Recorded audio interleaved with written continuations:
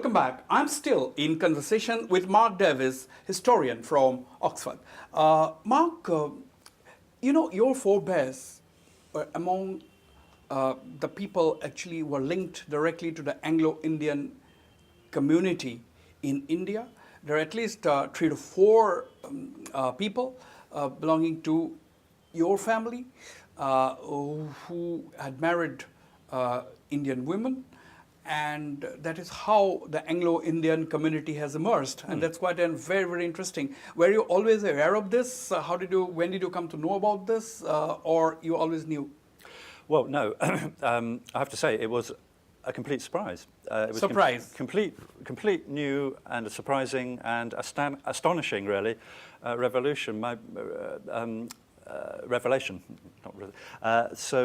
My brother and I have taken a particular interest. My father is Welsh, and my brother was born in Wales, so he has investigated that side. My mother is, well, as we discover, has a large number of different ethnic combinations in her bloodstream. But it was only because when we were looking into a little bit more information about our great-grandfather, his name is Edward Hindwood, that we looked at the census from 1881, and he was a stockbroker in Surrey, and he was born in Calcutta. Calcutta, extraordinary. Okay. That one word then has opened up this huge range of different interesting historical connections going way back to the Norman period, actually, with one of them, because he was from a family. Matthew Leslie, I have mentioned him already. So the Leslies derived from Scotland, right back in the Norman period. So it's extraordinary to us. Matthew Leslie. Yeah, so he is one of the 4, and all of these guys, at a time when it was encouraged to have liaisons with local women. That changed a little bit later when it was frowned upon.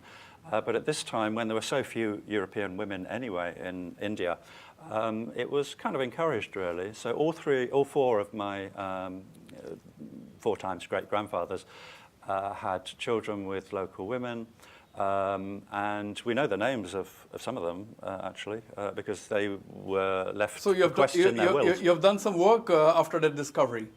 Yes, because it is interesting. And it is, and I tell you what the key to this is, it's interesting to me, but it's also interesting to other people. If it was just interesting to me, I would get bored with it, probably. So now, Mark, you have been at the Balipara Foundation organized Naturenomics. They put together interesting people from all over the world. This has been going on for several years now. Now, you have actually delivered a talk, as I had said in the introduction, Alice in Himalayan Wonderland. What may have been the highlights? What did you argue? What did you put forward? Well, nothing very profound, I have to say, but it was a suggestion of mine that it might provide a little bit of a different angle. The fact that that I was able to link the story of Alice with my own direct ancestry, I felt was perhaps helpful to the people in the audience. And the 2 key things are the rivers again. You know, the River Thames, our biggest British river, and the Brahmaputra. That's how I made the connection and the association. And, well, I think evolution. That may be a surprise, but within the story of Alice, there is a very interesting Darwinian line. Okay. And I think that hopefully did strike a little chord with the audience. Would you like to tell the Darwinian line? Well, it's subtle, but there is an episode called The Pool of Tears. Those people who know the story of Alice will know she changes size.